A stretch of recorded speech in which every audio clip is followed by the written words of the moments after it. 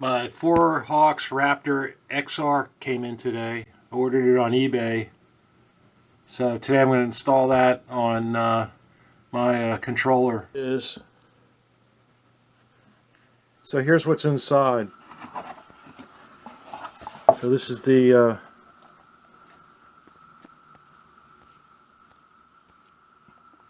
antenna.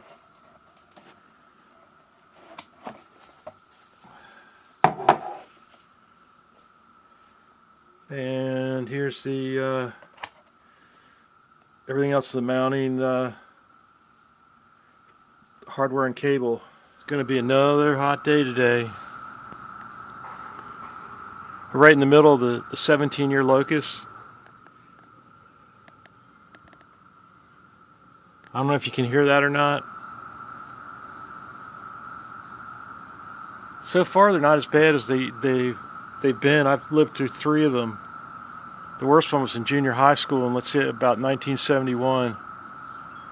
And they were just flying. They were like gnats flying in your face and everything. So far, it hadn't been like that. They're just in the trees right now.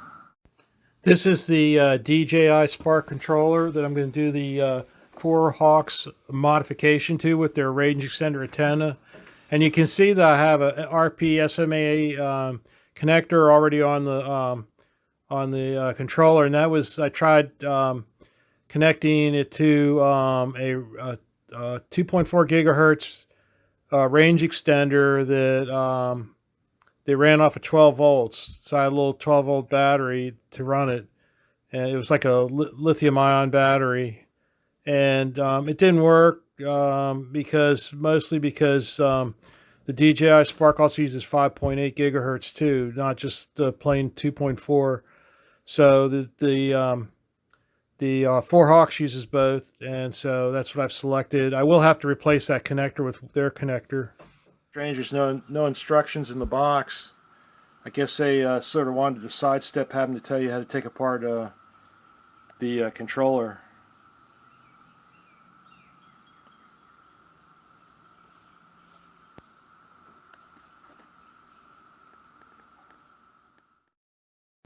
I'm not going to go into much detail on taking the DJI Spark Controller apart. I have a full take apart on my channel, Me Time Traveler on YouTube, and it's really good. The actual take apart starts at 10:17, and I go over something first about the camera attitude wheel. If you have it down to that part, which you're not going to be doing it actually in the in this, but if you completely stripping down a controller and you turn it upside down, that wheel will fall out and the springs will come off, and it's real difficult to get back together again.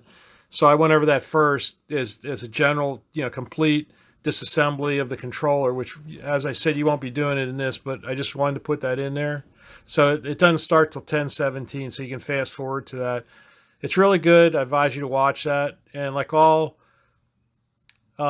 take aparts, you probably should watch them first all the way through before you actually start implementing them.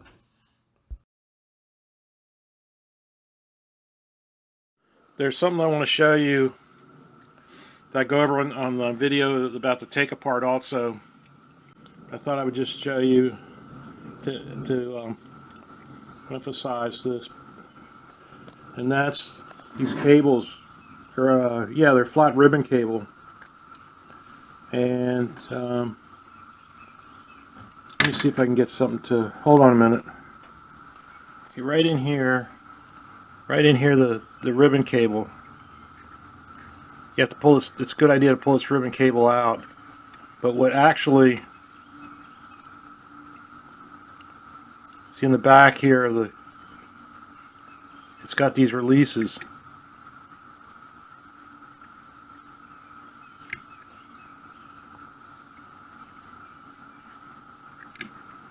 So you want to make sure before you pull this cable out, before you pull that cable out, you want to make sure that you flip it up like that. It's like a release lever. See it right there?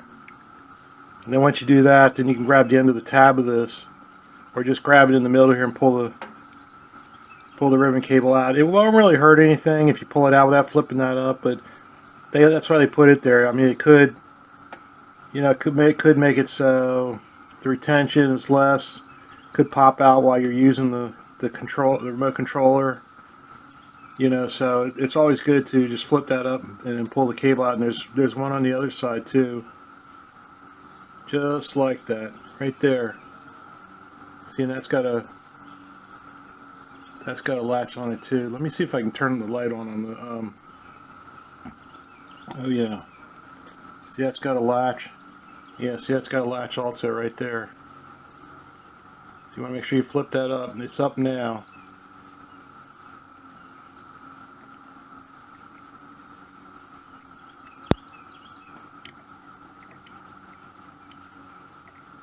And there's the ribbon cable. So once you flip it up, then when you put it back in, just flip it back down again. It's a lot easier to do. I've got, you know, this camera, so it makes it a little more difficult.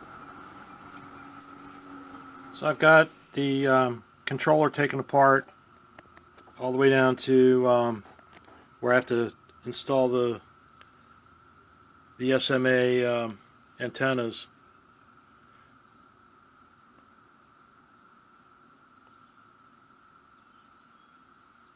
This is an SMA connector, and then I think this is like the end. It snaps onto the board. I think it's called like IPEX or something like that. IPEX. All part is removing the antennas, and one thing that I found was that let me get one of these antennas in view. See the edge around the bottom of it? It's sort of conical shaped.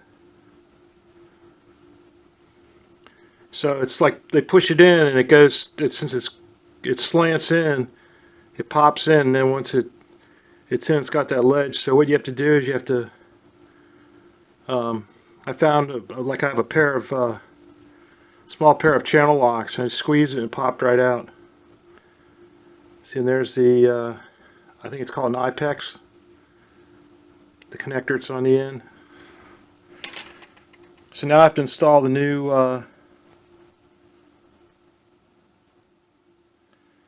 antenna. Wow, it's starting to really get hot. Just turned on the air conditioning. Scorcher today. Tools with the kit, you get this. It's like a case opener, and they give you a little wrench and a little Phillips screwdriver, and let's see, what there was one other tool that they another case opener. It's sort of like what I've been using for a long time are guitar picks. So this is like, it's like a modified guitar pick. What I found that works the best is this. It's a metal spudger, and this too. This works good too. But this one you can really, you know, if you have to overcome some snaps, this you can really crank on it. Hex key too. Seems like the hole's too big. The nut it just drops right through. That's weird. Should be like there's a lock washer. I think there should be a bigger washer with this, because when it goes through there,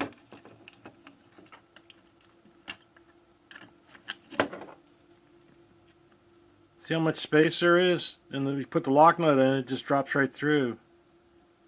So there's probably a bigger washer on this one that didn't have it. And maybe forgot to pack. I think I figured it out. So this attaches permanently. So what happens is the SMA connector comes through.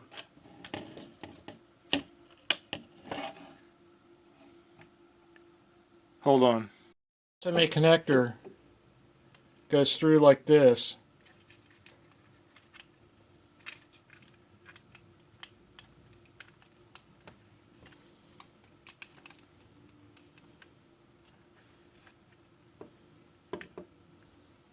And then this goes on top, and then the lock washer.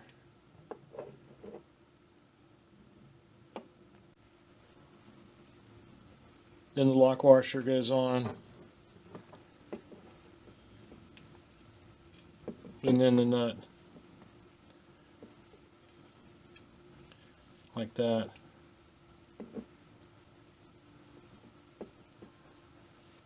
Let's see if there's like a front or back, and then I see these like if this has like a front and a back, and then I see that it's got like these we can move this. It's got like we can slant this different once it's on there. Oh, you pull up on it, so you pull up, and then you can slant it, and it slants either way, so there's no front or back.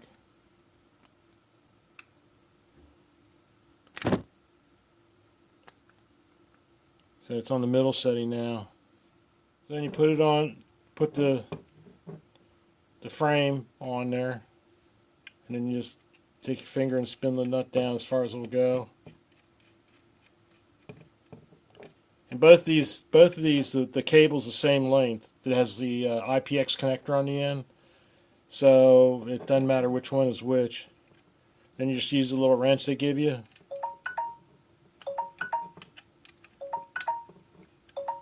Yep, somebody's calling me. Hold on. The wrench, and you just tighten down the nut. Do that to both sides.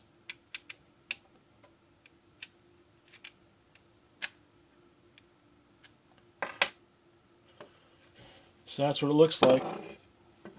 Then you got to plug these into the circuit board. Snap the IPX cables to the motherboard, which for me that isn't too difficult. When it worked, all the wireless cards I had to take in and out of laptops. I started to say notebook. I'd say notebook at work, and people, they thought I meant a notebook. Most of the people are young kids where I work. They were like under 30, and when I said notebook, they thought I meant a notebook like that you write in, like a spiral.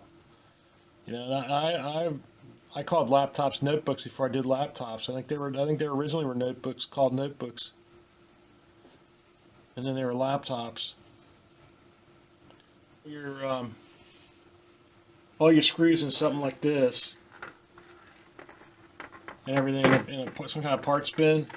And if you forget which screw goes where, usually lining up all the screws and counting how many there are. So for the battery has the biggest count of screws. I think that's 4. So four screws that look the same are going to be for the battery. But then there could be like 2 for something and 2 for something else that are the same kind. So that'd be 4 too also. So you just have to wade through it and see what there is. See, and this connector too has one of the locks. Let's see if I can get it back into view.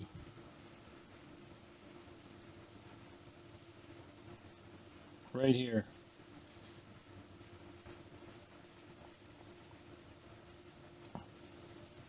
So this has, see, it has a lock tab. You can push it up. Just push it up to release it, and then pull the cable out, and then flip it down to lock the cable in place.